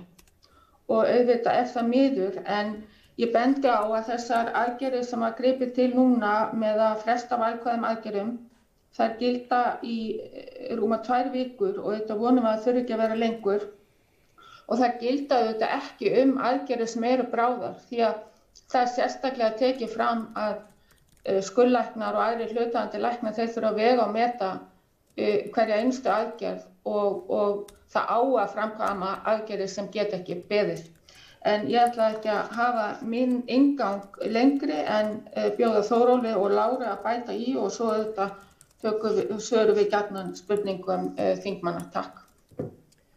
Takk fyrir. Gjörðu svo vel, Þórólfur.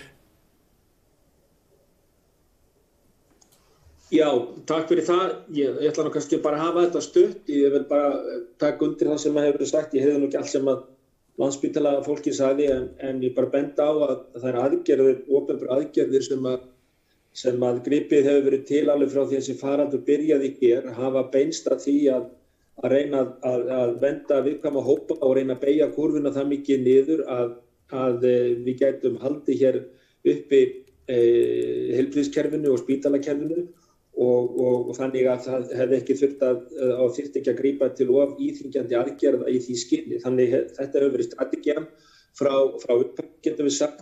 Í upphafi tókst okkur með þessum aðgerðum að nánast þurrka út veiruna og það kom alltaf óvænt, en staðan svolítið önnur núna eins og við höfum rætt áður.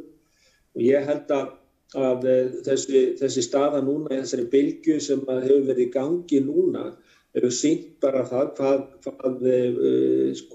hvað bolmagn í raun og veru heilbrigðiskerfisins og spítalakerfisins í raun lítill þegar uppkoma svona faraldrar.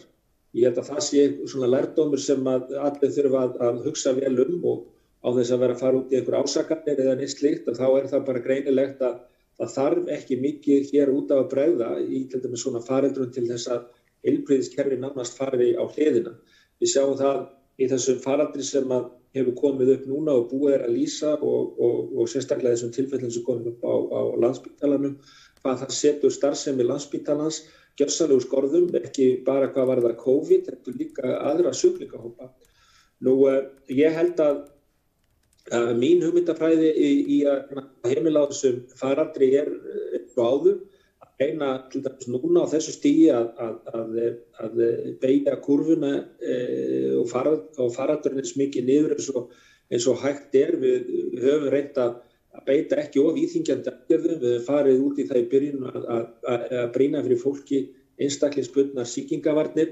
Og þegar það sýnt að það dugar ekki, þá hefur við þurft að grípa til svona almennra aðgerða, íþyngjandi takmarkana og svo framvegis.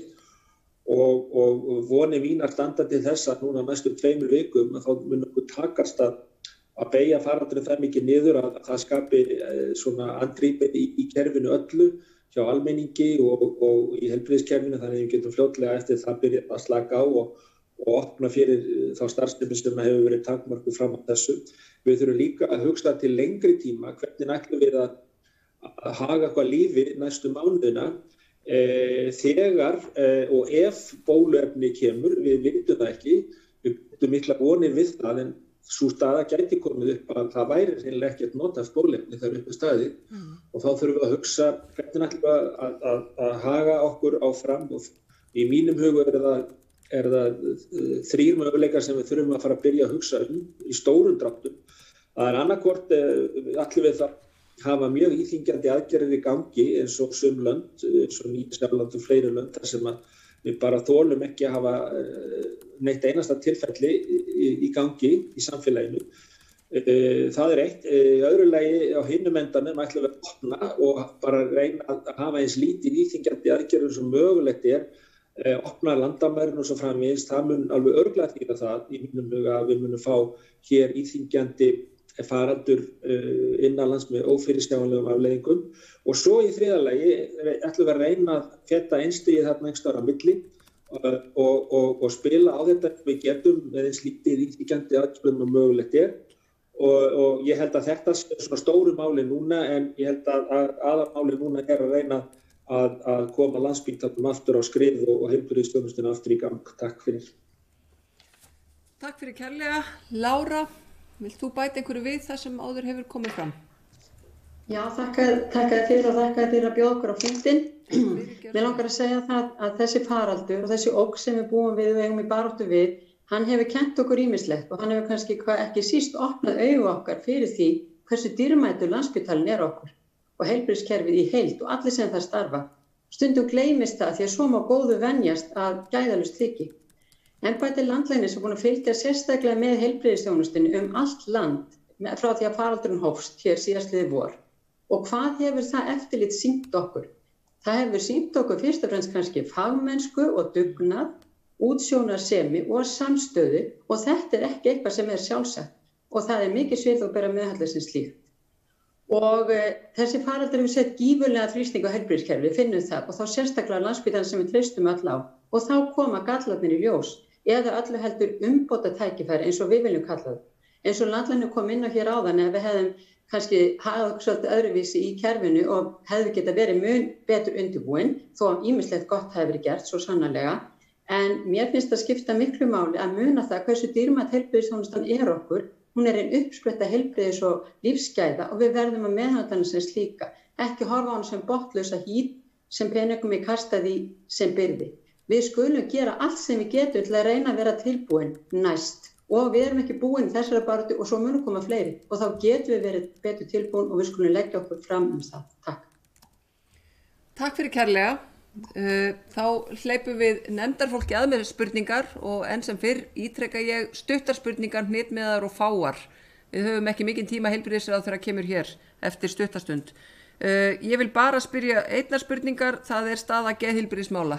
Ég hef nokkrar áhyggjur af ungu fólki sem að situr núna í fjarnámi, eldra fólki sem að einangrar sig, fólk sem áður glímdi við gerannar áskoranir, atvinnuleitendum sem að fjölgar ört og svo framvegis. Ég vil spyrja aðeins landlækni út í þennan hóp.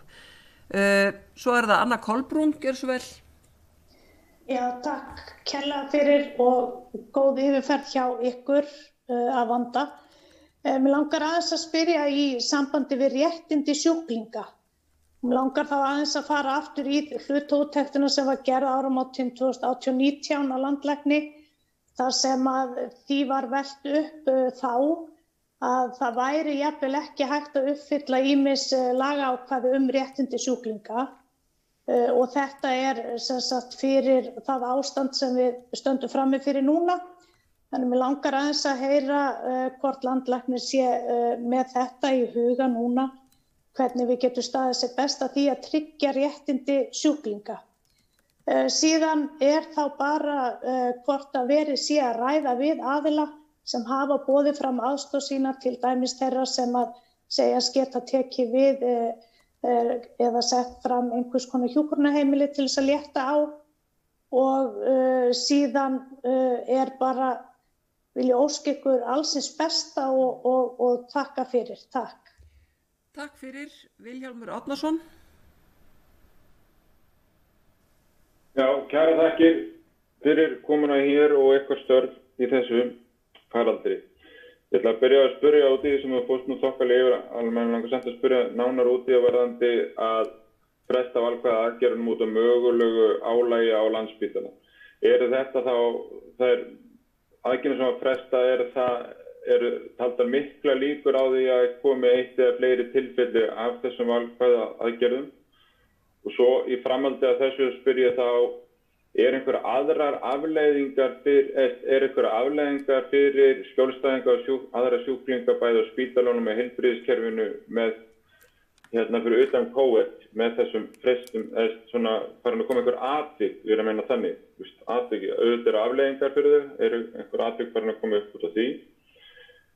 Svo langar mér svolítið að spyrja að því að nú þessi búin að vera eitthvað í 9 mánuði eða eitthvað hérna hjá okkur og ekki að fara að hætta, það augljóst, að hefði verið hægt eftir fyrstu bylgju að vera undirbúa betur samninga við aðala utan Landspítalans til þess að taka inn bæði mönnun og húsnæðislega séð.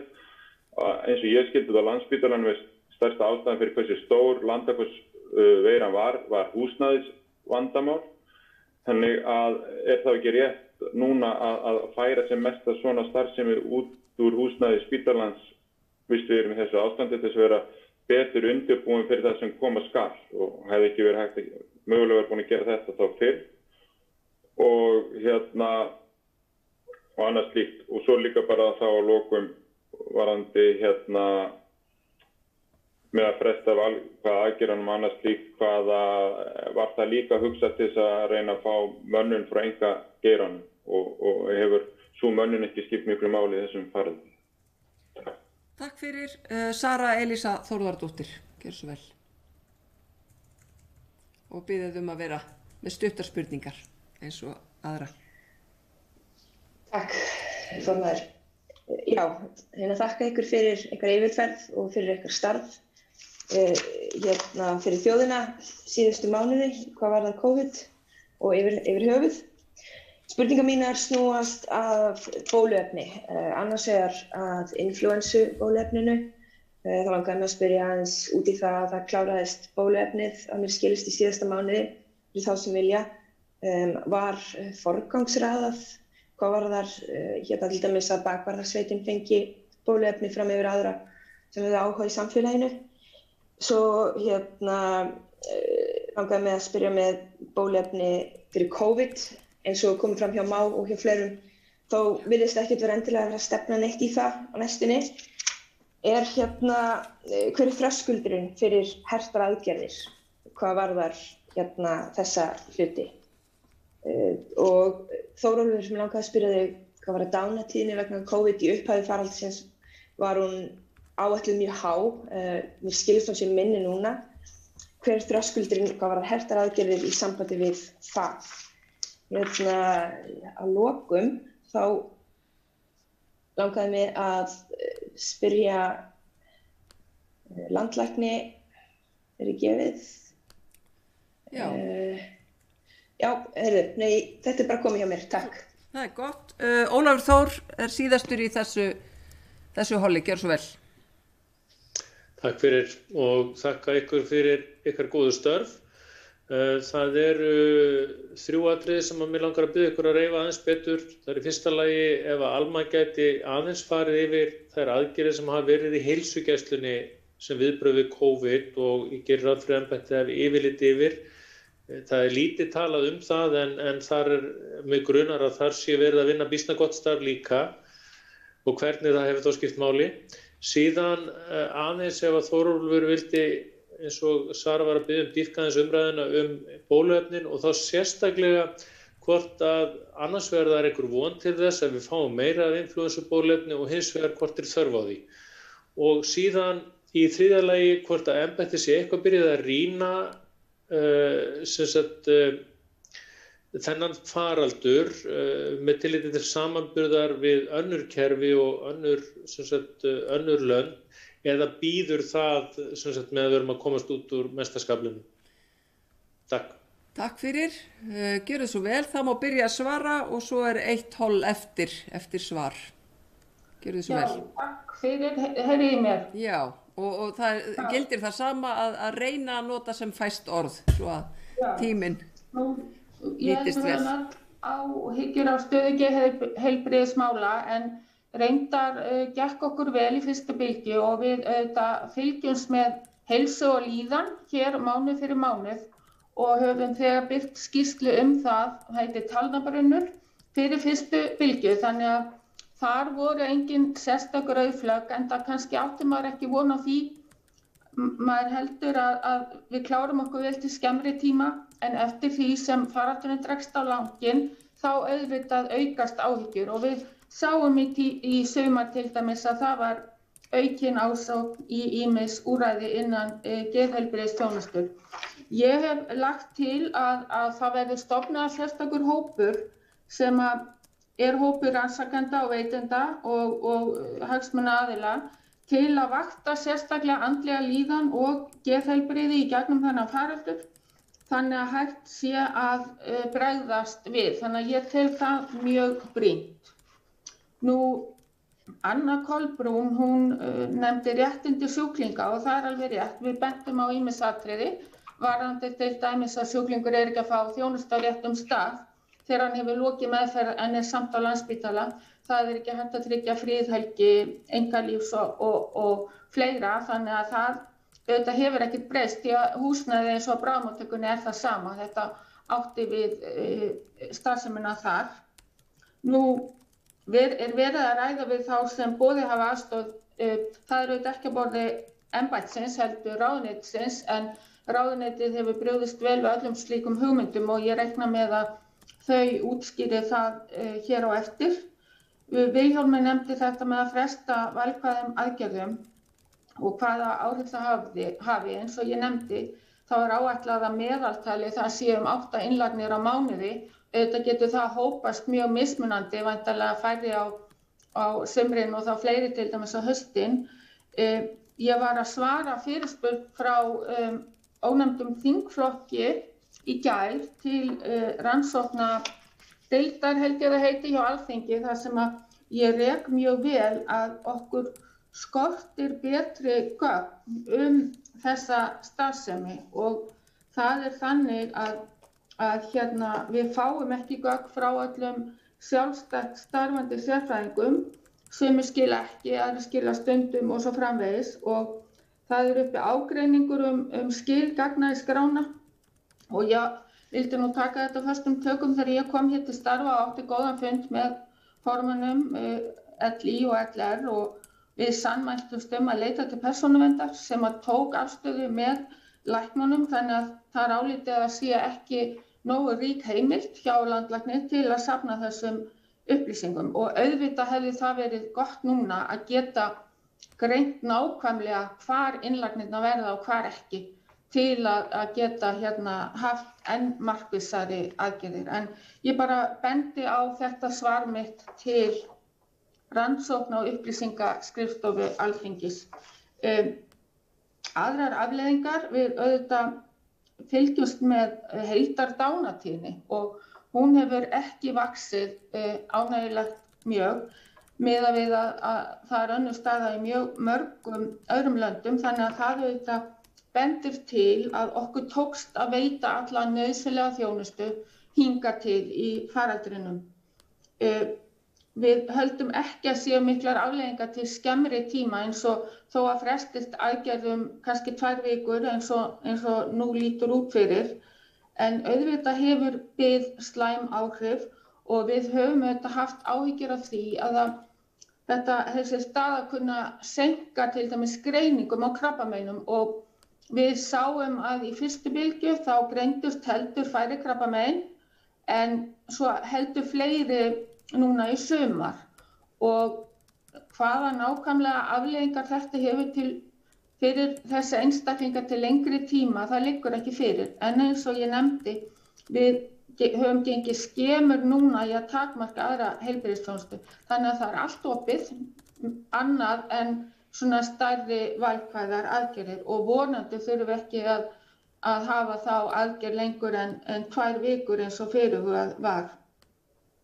Verið að undirbúa samninga enn og aftur þetta auðvitað málefni ráðuneytisins og eins hvar sjúklingunum verði best sinnt.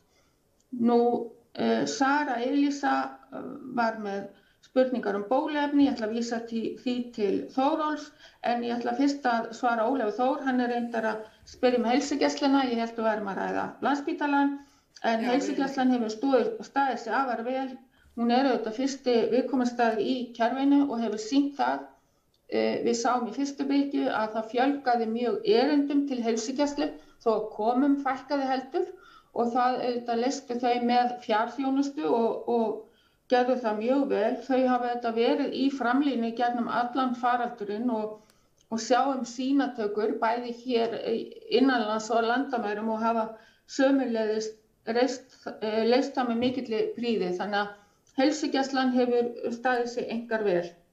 Erum við farin að rýna faraldurinn? Við erum þetta alltaf að rýna okkar aðgerðir miðað við önnur lönd. Við erum vissulega að taka saman lærdóm af fyrstu bylgju en við höfum nú líka oft sagt að það veri æskilegra að aðrir rýndu okkar viðbrögð. Embætti landlæknis og sóttvarnalæknir bera ábyrgð á framkvæmd sóttvarna en okkur finnst eðlilegt að einhver annar sjá eftirlitið. Þannig að yfir til þín Þórólfur. Já, takk fyrir það. Ég skal taka það sem að mér var beint. Það er í fyrsta lagi Sara Elísa spurði inflúensabóluefnið og hvernig var forgangsraðað í það og hvernig það kláraðist. Þá viljum aðeins að horfa í baksýnisspegilinn. Við höfum gert samning kaup fyrir nokkrum árum. Þá vorum við yfirleitt að bólusetja kannski í kringum svona 50.000 einstaklinga á ári þegar þetta var á frjálsum markaði. Síðan tókum við þetta inn í samninga þegar sóttvarnalæknir fór í útboð og þá var farið upp í 60-65.000 og núna síðast árið, 1-2 árið hafa verið samningar við fyrirtæki að við kaupum 70.000 skammta á ári sem töluvert meira en við höfum gert áður. Við höfum þurft að henda bóluefni á hverju ári og það var strax ljóst að þegar að yrði mikil ásókn í bóluefni bara fyrir árinu þá fórum við það að reyna að fá meira bóluefni frá bæði þeim viðsemjenda okkar og frá öðrum fyrirtækjum. Það tókst ekki nema við fengum 5.000 aukalega skammta. Það er bara ekki meira bóluefni til að markaða heldur en þetta.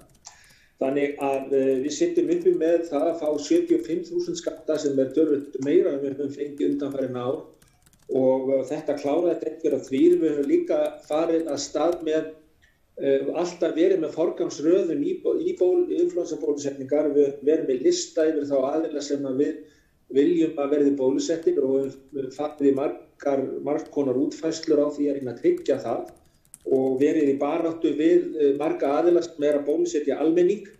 En ég held að svo reynsla sem við fengið núna úr COVID muni gera það verkum að á næsta ári að þá getum við dreigið betur út úr kerfinu forgangshópina. Við höfum ekki getað gert það með fram að þessu, nú getum við gert það einstaklingsbundið og þannig beint þessum áhættuhópum meiri bólusetningu heldur en núna. Þannig þetta með influensabólusetni varðandi bóluefni gegn COVID, það náttúrulega menn þreytast aldrei að tala það og hafa alls konar skoðanir á því hvenær það kemur og hvort það komi og hvernig það virki og hvað muni gerast og svo framvegis. Staðan bara þannig núna að við vitum þetta ekki, geta spekulerað en staðan bara þannig, við vitum ekki hvernig bóluefni verður sem kemur á markaðinn, þessi bóluefni sem þetta rannsaka, eða hvenær þau koma. Það verður ekkert borist það hversu áreiðanlega virkðu eru. Það hefur verið talað það að núna í loka árs muni sem koma niðurstöður úr loka rannsóknum á þessu bóluefni sem eru komin lengst í rannsóknum. En við vitum ekkert meira það, þannig ég held að við getum alveg sparað okkur allar bollaleggingar, við vitum þetta hreinlega ekki. Við þurfum að vera undirbúin undir svona 3 sviðsmyndir varðandi bóluefnin og við erum búin að tryggja okkur kaup á mörg 100.000 skömmtum af bóluefni, þannig ég held að allir ætti að geta fengið bóluefni ef með vilja. Það fyrsta lagi það að bóluefni virki bara vel og verði öruggt og engar aukaverkanir sjáanlegar og allir vilji fá bólusetningu og þá það besta sviðsmyndin og við munum ná þannig að uppræta þessa veiru og komið vel fyrir smitt. Það náttúrulega staða sem við viljum sjá. Staða númer 2 gæti orðið svo að bóluefni hreinlega bara annarkvort ekki nógu öruggt, það kom upp alvarlegar aukaverkanir, eða bóluefni bara ekki nógu virkt, það kannski 10-20% sem fá einhverja vernd og þá þurfum við ákveða viljum við nota það, viljum við ekki nota það og þurfum við þá áfram að lifa með veirinu og einhvern máta. Eða þá í þriðja lagi að bóluefni kannski hafi svona þokkalega vernd, 50-60-70% vernd, við vitum ekki hvernig verndin verður. Mun bóluefni komið í veg fyrir smit eða mun það bara komið í veg fyrir veikindi og svo framvegis. Þetta bara á allt eftir að koma í ljós en við þurfum að vera undirbúin og við höfum farið að stað sóttvarnalæknir sem ber ábyrgð á bólusetningum samkvæmt lögum að hann að fara að stað, við erum að fara að stað með að undirbúa þetta, fá forgangslista, undirbúa dreifingu bóluefnisins, framkvæmdina, bólusetningunni, skráninguna og aukaverkunum, auglýsingarefni og svo framvegis. Þetta gríðarleg vinna sem við viljum fara að stað með núna og vera tilbúin ef allt í einu kalli kemur að við getum fengið bara gott og virkt bóluefni. Þannig að það það sem við erum að undirbúa núna. Það var líka spurt dánatíðni í dag að völdum COVID, dánatíðnin í dag, í þessari seinni bylgju núna, ef við bara lítum á til dæmis eftir 15. september og miðað við síðastliðinn vetur, þá dánartalan, það að segja hlutfall þeirra sem deyra frá staðfesta sýkingu nokkurn veginn svo sama og var 0,3% fyrir vetur og svo staðan núna þá 0,2%. Þannig að það ekki mikill munur, og það skýrist náttúrulega líka svolítið af því að við höfum fengið þennan faraldur inn á Landakot og hjúkrunarheimili og þess vegna hafa fleiri látist í þeim aldurshópi. Varðandi aðrar alvarlegar afleiðingar þá eins og Alma kom inn á áðan að þá ekki mikill munur á hlutfalli þeirra sem þarf að leggjast inn á sjúkrahús, hlutfallið sem var fyrir í vetur. Það eru færri núna hlutfallslega sem að leggjast inn á gjörgjöfla í öndunarvél og maður geta haft margar skýringar á því. Þannig að ég myndi segja í heildina þá virðist alvarleiki veirunnar núna, hann bara mjög svipaður og var fyrr í vetur. Það ekki neitt grundvallar munur á því. Það var líka spurt þröskuldin fyrir hertum aðgerðum. Ég benda á það að ég gaf upp minnisblað sem opinbert hvaða atriði það eru sem ég tek tillit til þegar ég að leggja mat á það hvort það þurfi að herða eða slaka á aðgerðum. Það eru fjölmargir þættir að bæði sem snerta veiruna sjálfa, afleiðingar af henni og svo hvernig heilbrigðiskerfið og spítalakerfið í stakk búið. Þannig að það eru mjög margir og ég hvet ykkur til að kynna ykkur það blað sem ég hef gefið út. Það er ekkert að gefa eina uppskrift af því að þessi tala í fjölda smita þýði eitthvað ákvæði í hertum aðgerðum því miður. Það verður að leggjast á það fjölþætt mat. Nú, ég held ég hafi svarað líka spurningu Ólafs Þórs influensabóluefni. Ég vildi fengið meira bóluefni en ég held við getum verið markvissari, eins og ég sagði áðan næsta vetur, að gefa áhættuhópum bóluefni frekar en að svona fólk við góða heilsu út í bæ fái bóluefni því að þetta takmörkuð auðlind. Nú þarf ég aðeins að stoppa hér. Við fórum nokkur út fyrir efnifundarins sem er Landspítali og neyðarstigið og við þurfum að biðjast velvirðingar á þessu en við verðum að halda okkur við fundarefni. Heilbrigðisráðherra á eftir að koma inn á fundin. Hún getur bara verið með okkur til klukkan 11 þannig að við verðum að vera mjög knöpp. Fundarefnið Landspítali og ég bið þau sem að eftir eru á mælendaskrá að einskorða spurningar sínar eingöngu við Landspítala. Guðmundur Ingi, svo Hanna Katrín og Lilja Rafney í lokin. Gjörðu svo vel. Sæl og takk fyrir ykkar frábæru störf. En ég ætla bara að benda að það var valkvæða aðgerðirnar voru stoppaðar vegna þess að það væri líkur á því að það kæmi upp eitthvað sýking eða eitthvað alveg tilfelli til að leggja fólk inn á gjörgæslu. Mér skilst að þetta sé 0,1% ef það ekki rétt á bara leiðist í mér. Þetta eru 50-60 aðgerðir á dag, þetta eru 600-700 aðgerðir á þessu tímabili. Ég spyr mig hver að fylgjast með þessu fólki sem kannski búið að bíða í mánuð eða ár, búið andlega og líkamlega það verði ekki bara fyrir heilnlega skaða vegna þessa biðlista og þessa aðgerðar. Takk fyrir Hanna Katrín. Já, sælveriði og takk fyrir að vera endalaust til að stökkva frá og koma og upplýsa okkur stöðu mála. Þetta er búið að vera mjög góð yfirferð. Ég ætla að hlýða formanni og skera mína spurningar niður við tvo og það eiginlega bara eftir með eina sem að tengist algjörlega beint inn í kjarnann hjá Landspítalanum og hún eiginlega til þín, Almar. Tengist spurningar sem ég var með til Páls áðan varðandi valkvæðu aðgerðirnar.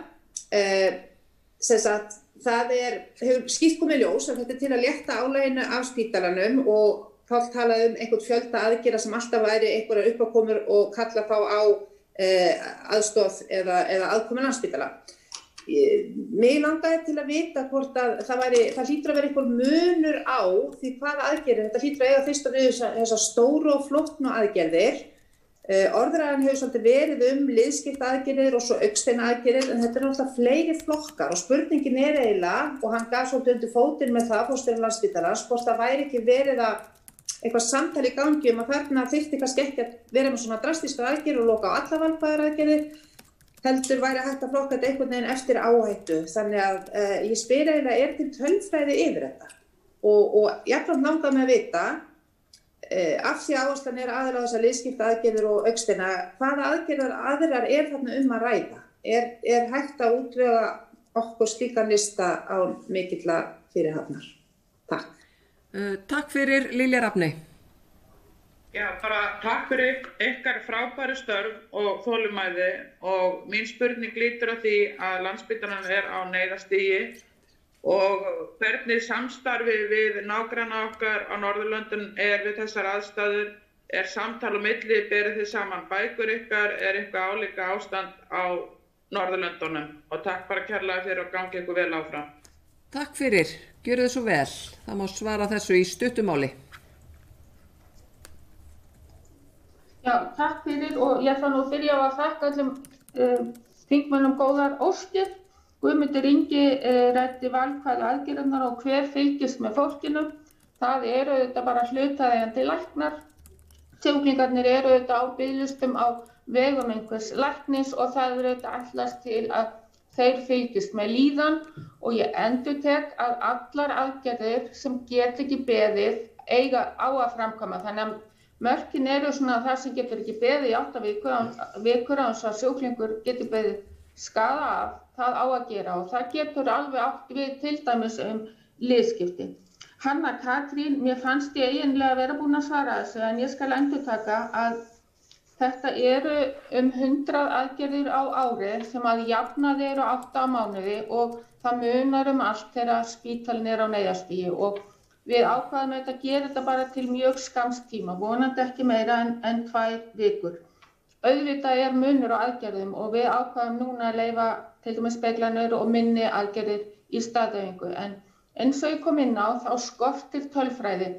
Embætti landlæknis fær ekki skil frá öllum sérfræðilæknum þannig að gögnin eru mjög gloppótt og ég bendi á að það misræmi eða það talið okkur skorti skýrari lagaheimild til að geta krafist að fá þessi gögn og auðvitað hefði verið gott að hafa því núna og geta áhættumiðað aðgerðir þannig að sumir aðgerðaflokkar væru leyfðir og aðrir ekki.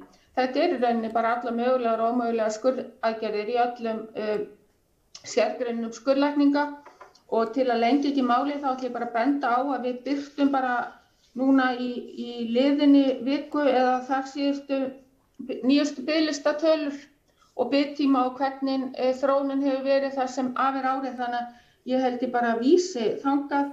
Lilja Rafney spurði samstarf við Norðurlöndin, já, svo sannarlega, bæði landlæknir og sóttvarnalæknir eru í þéttu samstarfi og samtali við sína kollega á Norðurlöndum. Við landlæknarnir fundum á svona 3 vikna fresti og berum saman bækur okkar. Það eru allir að fást við sömu vandamálin og til dæmis, en núna faraldurinn aðeins á eftir í Noregi og Finnlandi. Þau eru með lægra nýgengi en eru þetta á leiðin upp og Danir og Svíþjóð á hræri leið upp og ég til dæmis skrifaði kollega mínum í Noregi sérstaklega af því að þeim var að ganga betur en okkur fyrir svona 2-3 vikum hvað þau var að gera. Það eru allir með mjög svipaðar aðgerðir og við berum okkur saman til dæmis líka meðferð sjúklinga sem eru með þessi langvinnu COVID-einkenni og svo framvegis. Þannig að það er mikið og virkt samtal og samstarf. Ég ætla bara að fá að þakka fyrir og þessa góðu yfirferð en gefa orðið til Þórólfs. Takk fyrir. Og Þórólfur þarf að vera mjög knapp orður. Við erum reyndar í samtali við heilbrigðisráðherra hvort að við færum hennar kafla yfir á annan fund. En gjör svo vel Þórólfur. Já, ég ætla bara að vera mjög stutt orður. Ég vil bara beina einu til ykkar og allra sem að mér finnst hafa vantað svolítið í þessu umræðu að það er verið að ræða mjög mikið afleiðingar af þessum aðgerðum sem í gangi bæði á sjúklingahópa og geðheilbrigði og annað. Ég bið ykkur líka að taka tillit til þess hvað gerist, hvaða afleiðingar það hefur það að láta þennan faraldur ganga yfir. Og það ekki síður mikilvægt, ég bara benda á það að nú kannski það byrjt 2% af þjóðinni sem hefur smittast fram til þessa. Og við erum í þessum sporum og með þessi vandamál á spítalanum. Það gæti auðveldlega, við gerðum lítið, það gæti auðveldlega farið einhver faraldur með sem myndi smitta 10% á nokkrum vikum og með sama hlutfalli að þá myndum við þurfa að leggja tæplega 2000 manns, einhvers staðar bilinu 1300 til 1800 manns inn á spítala á nokkrum vikum. Við myndum þurfa að leggja inn 100 til 300 manns inn á gjörgæslu og fjöldan allan 200 manns á öndunarvél ef við bara horfum á þessar afleiðingar af faraldrinum núna. Þannig að ég bið alla að hafa það í huga að festast ekki í farinum hvað þessar núverandi aðgerðir valda miklum skaða. Vissulega þurfum við náttúrulega að gera bara eins vel eins og við getum, en við þurfum að miða það við það hvað gerist ef við látum þetta fara. Þá lendum við ennþá meiri vandamál á stuttum tíma. Takk. Takk fyrir kærlega. Takk fyrir þetta. Já, má ég aðeins bæta við, Helga? Gjörðu svo vel. Já, takk fyrir. Mér langar aðeins að taka upp geðheilbrigðismálin vegna þess að þau eru líka á Landspítalanum. Og þetta er sérstakt áhyggjuefni hjá okkur kannski, þess vegna vil ég taka þau. Það er starfsmaður hjá okkur sem í velferðarvaktinni sem þið þekkið vel til örugglega og við fáum margvíslegar upplýsingar gegnum þá vakt og fleiri aðila og við sjáum til dæmis allt mögulegt varðandi börn sem skiptir mjög miklu máli og það er líka margt að því meðhöndlað á Landspítalanum. Þannig að þarna ýmis rauð flögg sem ber að bregðast við eins og landlæknir nefndi hérna áðan. Annað mál hvað varðar þessar valkvæðu aðgerðir, þá var eins og landlæknir sagði, við birtum núna 27. október, þá birtum við lista yfir ástandið varðandi bið og það reyndar listi sem er tekinn saman í byrjun september, þannig hann ekki kannski marktækur, hefur ábyggilega versnað frá því að við birtum það, því að margir hafa veigrað sér við að koma og síðan að þá náttúrulega var þriðja bylgjan ekki hafin þegar við vorum að safna þessum upplýsingum. En hann sem sagt þetta var birt núna þarna á því, það hefði aðgang að því. En við munum gera þetta aftur, en vonandi fljótlega. Síðan var þetta í samstarfi aðra aðila, þá langar mig líka nefnum, við erum líka í samstarfi eftirlitsstofnanir á Norðurlöndum. Hvernig þau fylgjast með faraldrinum og annar og í Evrópu í heild, þannig að við höfum margvíslegt samstarf. Takk fyrir. Takk kærlega fyrir. Takk fyrir öll ykkar svör og alla ykkar vinnu. Hún og þau skipta landsmenn alla mjög miklu máli og við erum djúpt þakklátt fyrir ykkar störf. Takk fyrir komuna fyrir velferðarnefnd. Takk ykkur fyrir. Takk fyrir. Takk kærlega.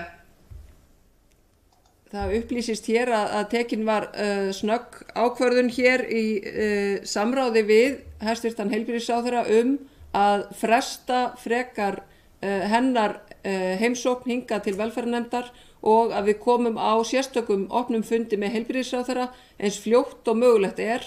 Við töldum að það væri betri bragur á því í stað þess að hafa heimsókn og gestakomur heilbrigðisráðherra hinga fyrir nefndina eins knappa og raunber vitni en hún þarf að vera annars staðar klukkan 11. Þannig að ég vona að nefndarfólk sé sátt við þetta en það tel ég að við þurfum að fá ítarlegri og betri tíma með heilbrigðisráðherra en það spurningar fjölmargar sem að við viljum bera fyrir hana. Þannig að ég slít þá þessum opna fundi velferðarnefndar Alþingis og þakka fyrir í dag.